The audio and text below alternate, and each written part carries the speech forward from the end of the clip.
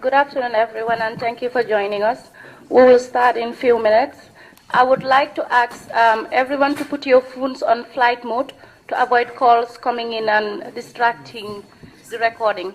And secondly, if you want to place your recorders, I suggest we do that now, and we put our phones on flight mode.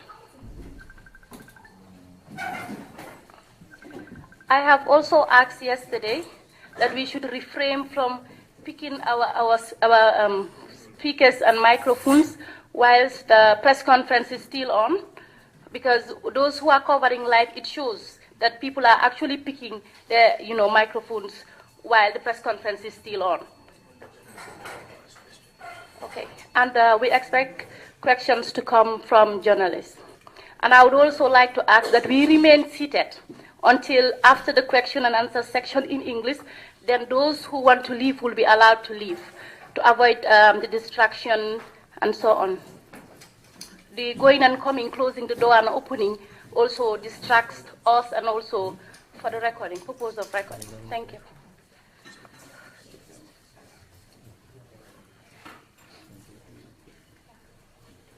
Okay. Good afternoon once again, and thank you for joining us.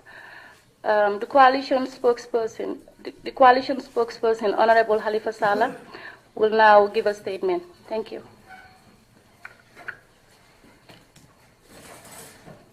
We have reached the final phase of a journey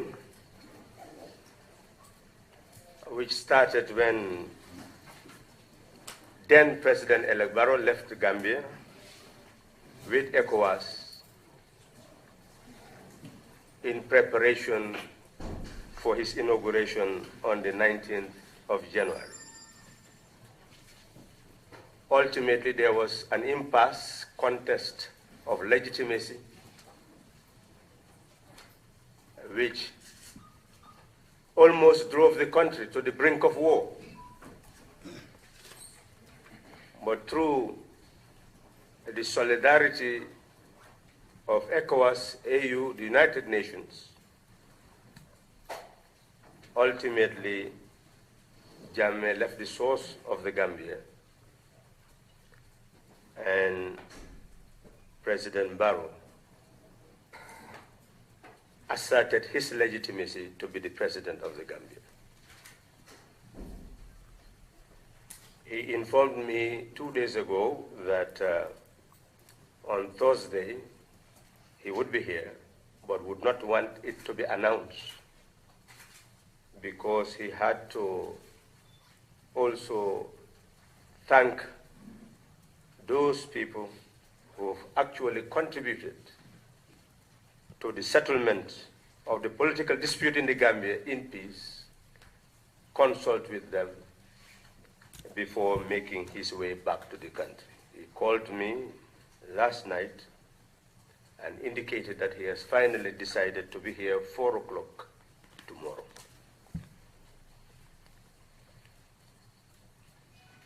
It is important to inform you that he would have announced the members of the cabinet, but because of the desire to meet the demands of everybody who wants Gambia to have a new start, that he is establishing a vetting committee to appointments so that soonest the cabinet will be established and work that is already in place will have the continuity that is desired. I've informed you that the Secretary General has been instructed to inform all permanent secretaries to prepare their dossier, meaning their strategic plans, programs, plans of actions, budget lines, and hold it close to their chests in preparation to work with their ministers. That is already unfolding. This was designed to ensure that there will be continuity, since the ministers under the Constitution are to exercise direction and control over the ministries of government. I've also informed you that there is cooperation to facilitate the return of the Gambian refugees, now returnees. That work is still in place. And today, because of some difficulty in transporting them, through the effort of the military, attempts at this very moment are being made to see whether the Navy will also participate in the process, so that they will not go through undue suffering in terms of the ferry crossing. In that light, all hands are on deck to try to address this particular problem. Many people have also questioned the role of ECOWAS. Announcements have been made, and it is important to tell you that today I have met with the special aide of the President, who is a military aide, who tomorrow will effectively start work by being the personality responsible for working with the ECOWAS commanders and examining the impact of the presence of the ECOWAS forces in the Gambia, and work very closely with them, so that rather than being seen as forces of occupation, they will be seen as new forces aimed at guaranteeing and protecting the collective sovereignty of the member states of the ECOWAS states. And Gambians would also be prepared, so that tomorrow, when others experience the same problem, they will be there to give them the support that is necessary. It is important, finally, to the issues that were raised about cabinet appointments are being addressed, and you can be sure that the problems which arose will not arise again. This is the message that I have for you today, to indicate to you that tomorrow probably you will be raising questions before the President of the Republic rather than a spokesperson. Thank you very much. Once again, we now invite questions from the press, members of the press. Thank you. Excuse me, Daniel Finnan, Radio France International. Could you give us more details on the arrival of the President, please, in terms of where he will be arriving, his route, whether there'll be any kind of event to welcome him, etc.? Well, this is a humble arrival. Of course, it's the Banjul International Airport will be the venue for his arrival. Gambia has the capacity for spontaneity. Once this is mentioned, we cannot actually tell you what will actually happen. But it's not an orchestrated arrival. The plan for the celebrations is actually being put in place, and there is no doubt that the ceremony was deferred by virtue of the fact that unconventional ways were utilized to have him sworn in will actually be announced, will be held at the Independence Stadium. And I'm sure that occasion will be an occasion that nobody will want to miss. But tomorrow, whatever you see is what you see.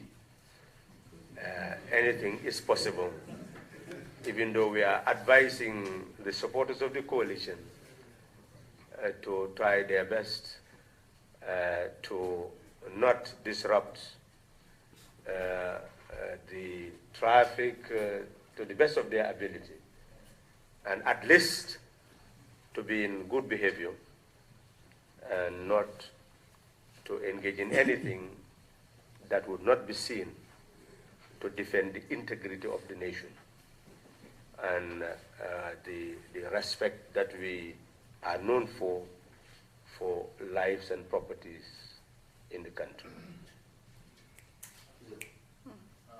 Thank you very much. You work with TV journalist and documentary filmmaker. Hanifa, you mentioned earlier that you met this military aid, but you keep saying military aid. What's his name? Does he have a name? His name is General Kinte. General Masane Kinte. He was Masane Kinte. He has been a chief of defense staff in the Gambia and eventually went to other jurisdictions. But he is appointed by the president to be an aide who would work closely to make sense of the presence of ECOWAS and help the Gambian armed and security forces to be able to maintain their integrity and their role, and consequently create a harmonious relation between the ECOWAS forces and the armed and security forces of the Gambia. Mafuji Sise, The Voice newspaper. We understand there are some of the State House air conditioners have been, some chemicals have been put on somewhere. And could you verify whether this thing is true? And then if President Barrow is here, where would he be first? Well, I have said, and I will repeat again, that the sources of information is very significant. What is being done at the moment, I know you know for a fact that the ECOWAS command is based at the State House. And obviously, they've been doing verification of all that is there. So we cannot come up and start giving information that has not emerged from proper source. You will definitely have an announcement over the airwaves from authorities to indicate one problem or the other. I'm not privy to any information of that nature. What is clear is that the State House is being looked into by people who have the competence to do an inventory of what is there and ultimately give the president sufficient information to know exactly what is there. So the information you have given me is news to me, and I cannot in any way verify it. So where is his day? His second question was where is his day when you come? Yes. Well, because of the ongoing assessment of the place, he will be staying at his residence. And until a further notice, that is where he will reside. Excuse me, sir. Sorry.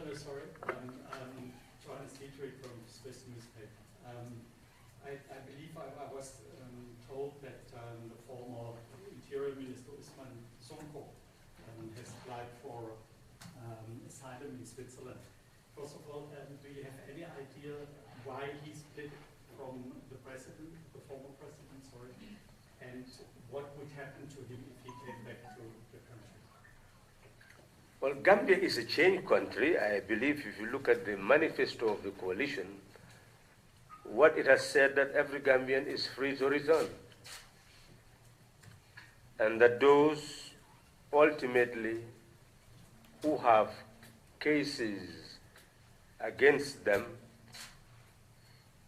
that are of a human right nature will have the benefit of being subjected to the proceedings of a Truth and Reconciliation Commission.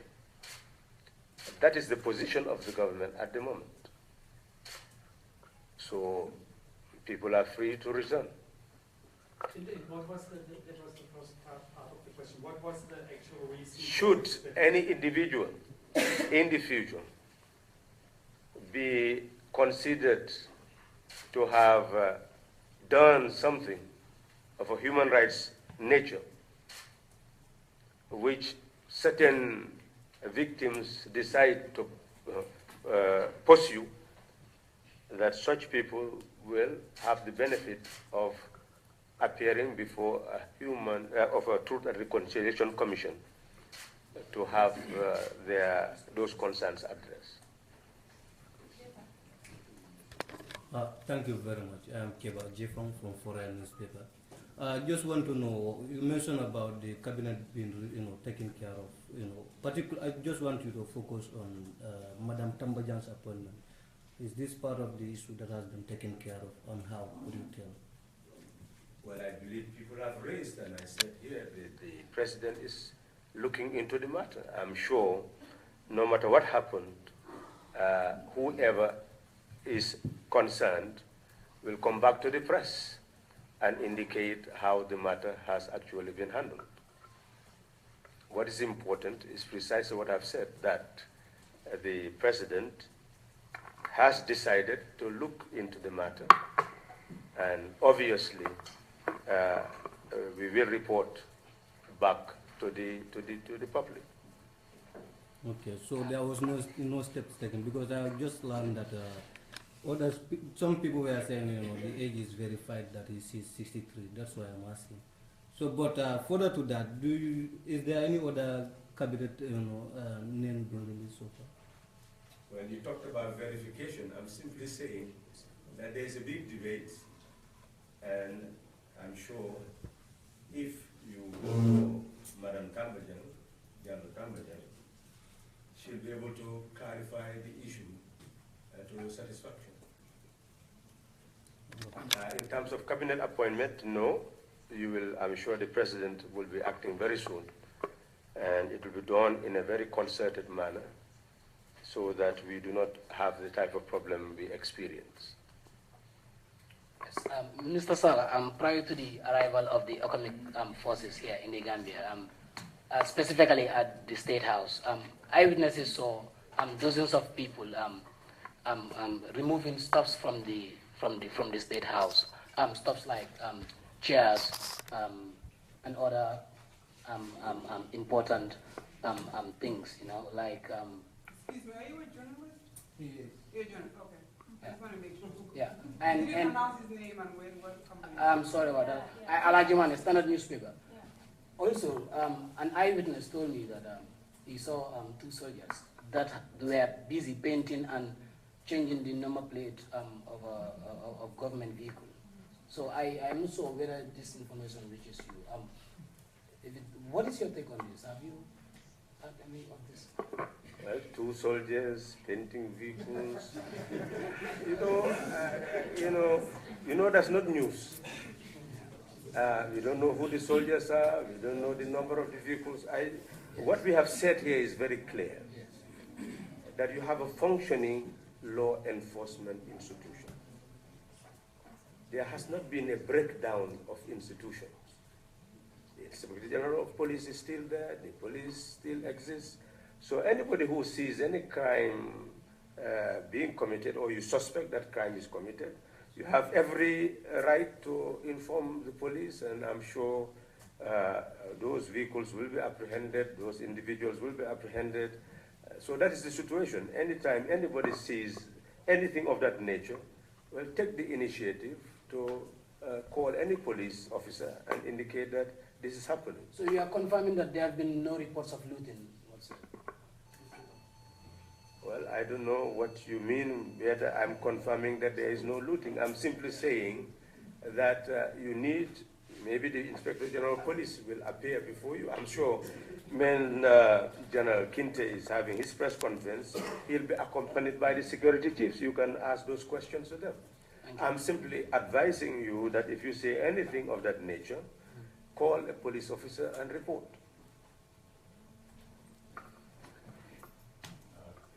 Daniel Finnan, Radio France International. Can you tell us what's going on in Kanile? Well, I am sure the ECOWAS forces and the Gambian forces should be at this moment doing verification of the place and checking weapons and whatever, because it has also been utilized not only as a residence, but also as an encampment of some sort. So I'm sure that this is what is happening at this very moment. 2 questions per person, and allow others also to ask their questions. Madam. Okay, Annette Kamara from the Choice FM, the new radio. There seems to be a close contact with almost a lot of people in exile. Are you going to work with all of them or just few? And the second question is, considering the current situation, economic situation of the country, what plans does the new government have in place to meet the developmental, socio-economic demands? Well, there is absolutely no doubt that there has been tremendous engagement with the diaspora. They participate in the whole process of transforming this country. There is a plan for the government to encourage every Gambian who wants to contribute in any way to the development of their country to stay or come back and make your contribution. Those will contribute in terms of investments. Those with their experience, knowledge, will be able to contribute their experience, their knowledge. This is the beginning that President Barrow said would give birth to a one Gambia, one nation, one people. So it is the collective intelligence of a people who can facilitate the harmonious development of a country in the interests of her people. The fundamental objective now is to call on every Gambian to contribute one's quota to the expansion, enlargement of the liberty and prosperity of our people. Hi, John Barry and New York Times. I just want to, do we have a date or timeline for ECOWAS forces in Gambia? How long will it be here? 3 months, 6 months? 5 months? Well, ECOWAS has to have a plan before implementing it.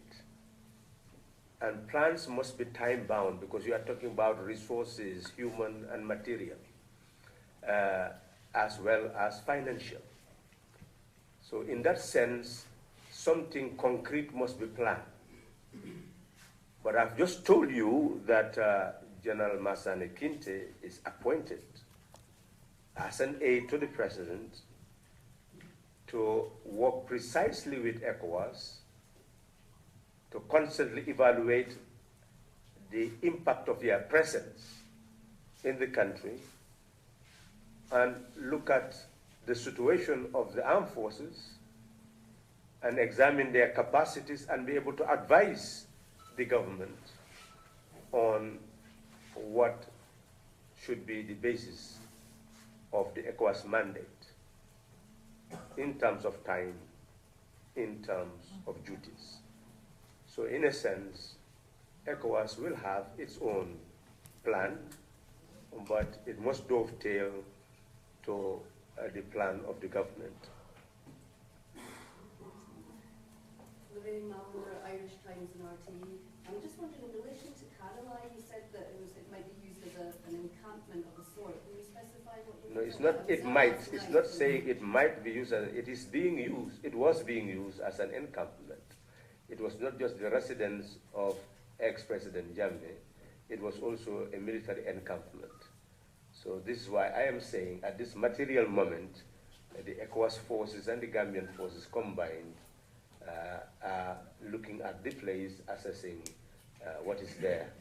But when you say encampment, are you referring to the official military? Are you referring to paramilitaries? Are you referring to rebels? So just to kind of specify what you mean there. You see, the problem of the country during the Jammeh era is that you cannot distinguish what was paramilitary, what was military, what was police, what was immigration.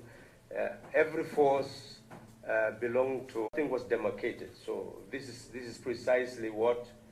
So you're not sure yourself what might be in there then? Are you saying that? Well, they've gone to assess. Definitely, the government has not been informed yet. So the plan now is for those people doing the assessment with now an aid assisting the Gambian security and armed forces, one will be able to get the type of information to the government which it could utilize to begin to demarcate the different sectors of the security forces and armed forces so that they can become regular armed forces with clear mandates and therefore rehabilitate, reform the armed and security forces of the Gambia. Hello, Mr. Salam. William Chiboy, refining French, sorry for my poor English.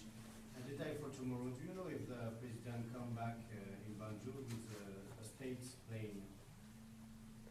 Well, I don't know how he's going to travel to Banjul, but that is very possible because he left here in a state plane by ECOWAS heads of states who were given the responsibility to mediate. So most likely he will not also be left like that, but I'm not quite sure. But the Gambian one, is it possible? I'm not sure whether Gambia has a state plane. I'm not sure whether Gambia has even a commercial plane at the moment, but that we see on record a state plane. But at this very moment, I cannot be too sure because they are doing a lot of assessment of the properties of the state. And maybe we will come to announce that maybe a plane is there that belongs to the state. As far as we know, in terms of the estimates of expenditures and revenue, you'll always see a state aircraft and an amount given for the maintenance of that state aircraft. I think this is now the opportunity to know whether that state aircraft exists. Good question. Maybe we will now go to the GIA and ask where is the state aircraft that will go and collect the president in the morning. Yeah, deliberately, I'm not doing it humorously, deliberately, the Secretary General will be called and asked, well, is there a state aircraft that will go and collect the president? And hopefully the president himself will be able to answer your question in his press conference. Another question, do you know if the President Barrow will go in Addis Ababa for the UN summit next week? Well, it is a process taking place. This is a president. That's the question you could ask him tomorrow. Can you? Thank you, Mr. Fernando. You talked about the inspection that is taking place at the State House before the coming of the president. the question I want to ask is, has it come to your knowledge what kind of inspections that they are doing, and what kind of people, because we have information that they have sent some experts on chemical weapons, some experts on explosives and other issues. What kind of inspection are they doing at State House that would prevent the president from occupying the place upon arrival, since they've been there for about 2 or 3 days? And also, my second one is, all right, answer that. Yes, I think you're asking for details. Well, they are doing inspection. Obviously, the details cannot come until the inspection is completed. And we cannot speculate on details until they are provided. The rest, people are just saying what they want. And obviously, that is not helping the situation, because some will be frightened. Some will talk about deliberate act. You know, those are all speculative. We really don't know what the situation is.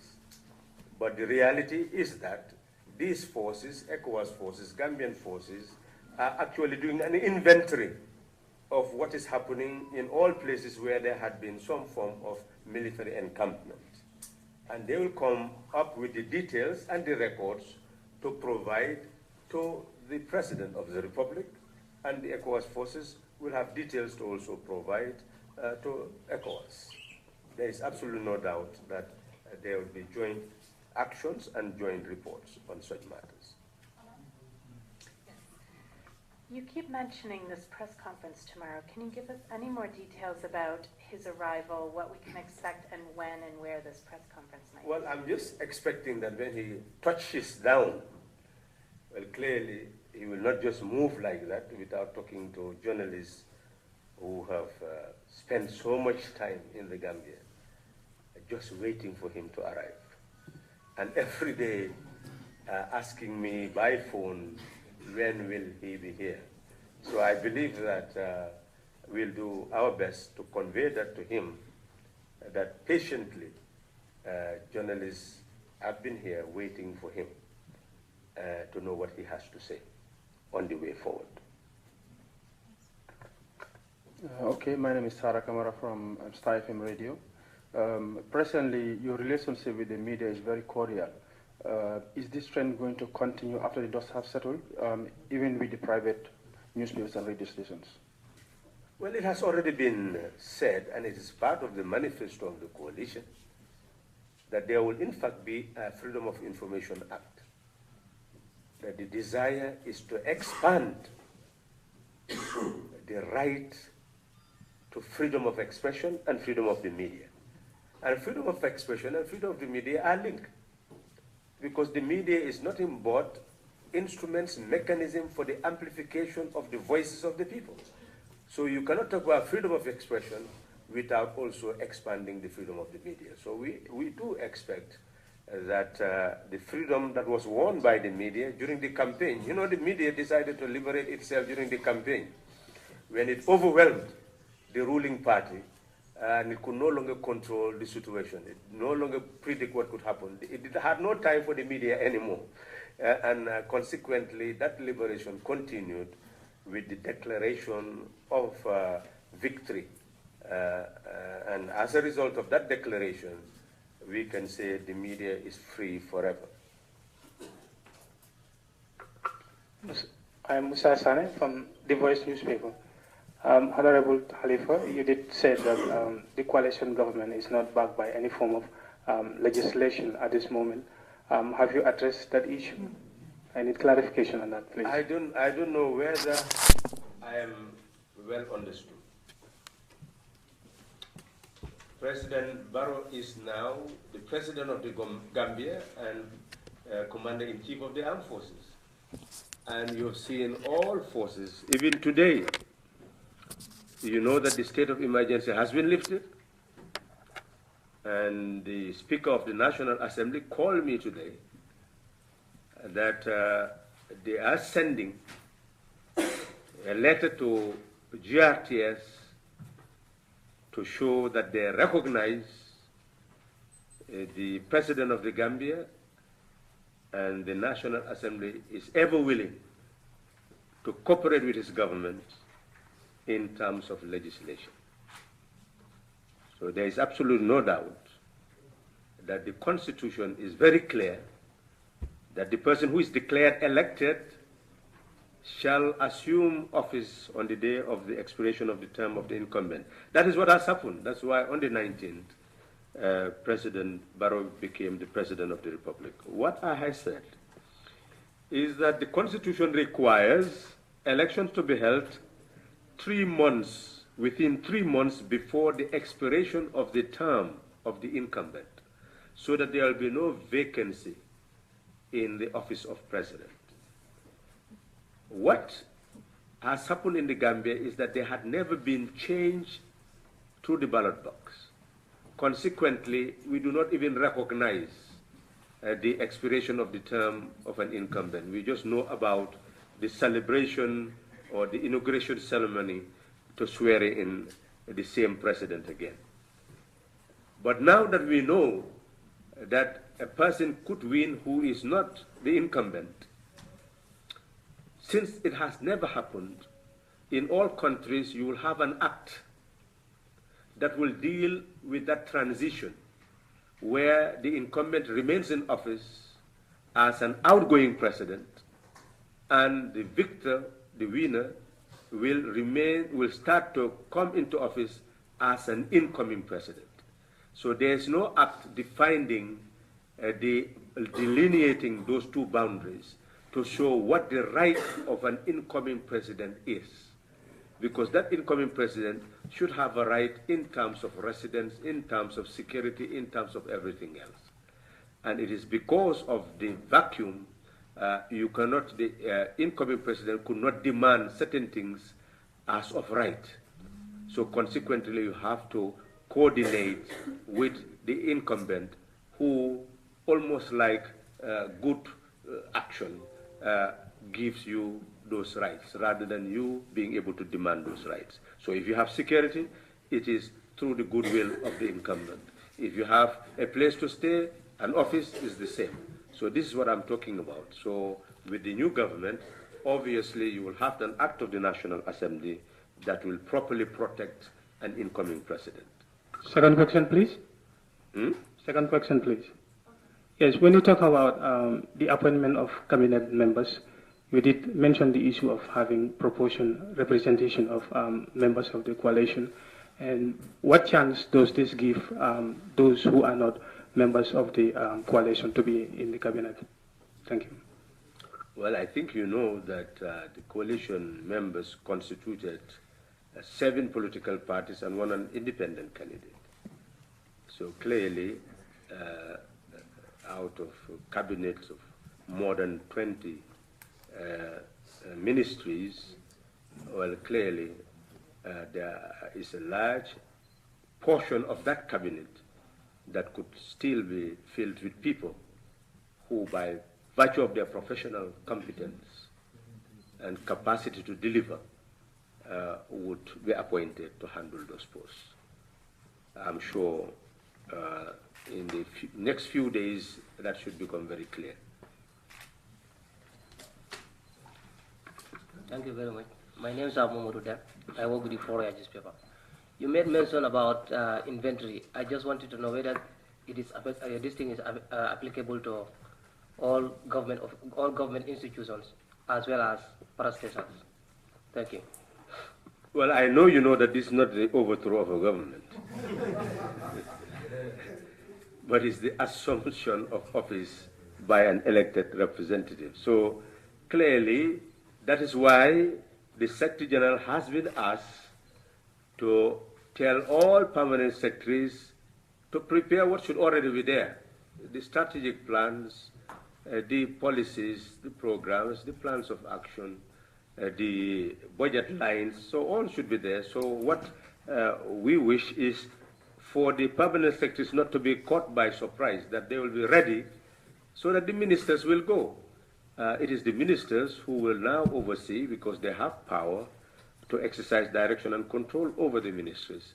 They are the ones who should look into their ministries And I'm sure you know that still you have an Auditor General with full responsibility to audit the accounts of government and report to the National Assembly its findings, which government should rely on to do any reform for better administration of the country and for better imposition of financial discipline.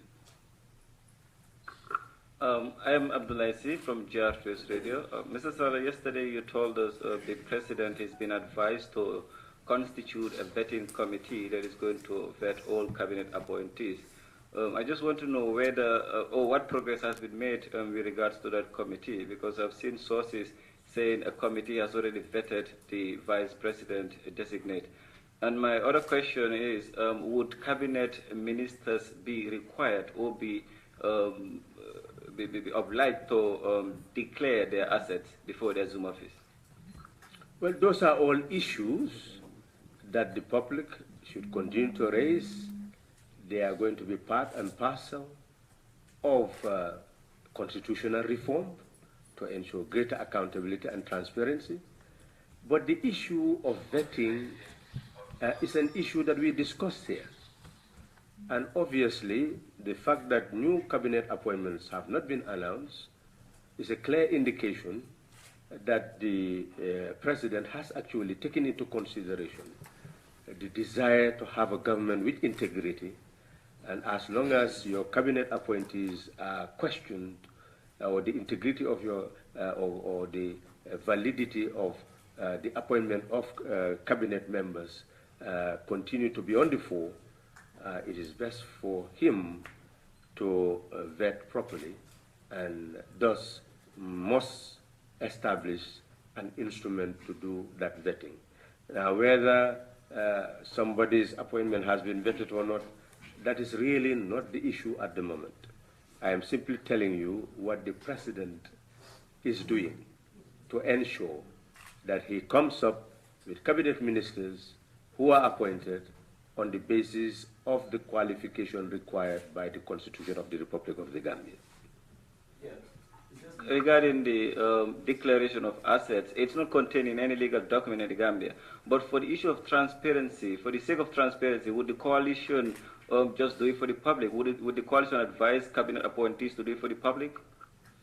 Well, you are raising new issues, and I'm not sure whether you are entirely correct in terms of where the provisions are.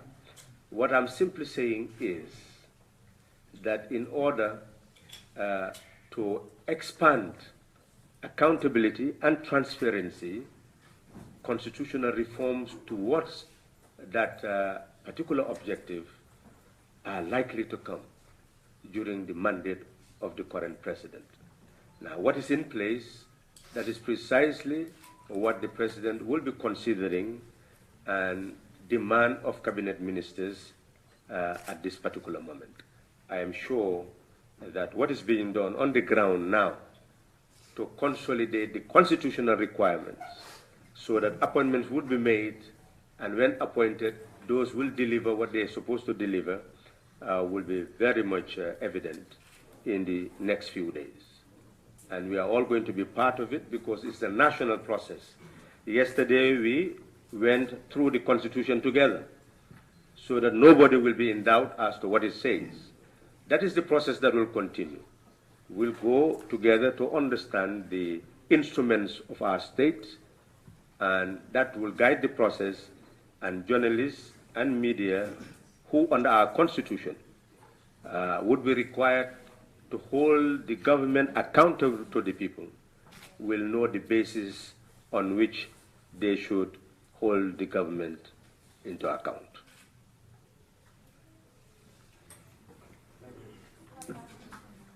Last question. Hi. Thank you. You did mention the President will stay for the meantime in his house. But what we want to know now is how long will he live in his house? Well, the President is coming tomorrow. You can ask him that question. Okay, we now come to the end of this question and answers and English session. We would allow those who want to leave before the local language section. Also, we would like to announce that there will be a press briefing tomorrow at 12 o'clock. The media committee will brief the press as to the movement to the airport and coming back. Tomorrow, 12 o'clock, yeah. We will facilitate and coordinate with the press so that they can they can be at the welcoming ceremony of the president, yeah, and they would be able to cover. Tomorrow, 12 o'clock.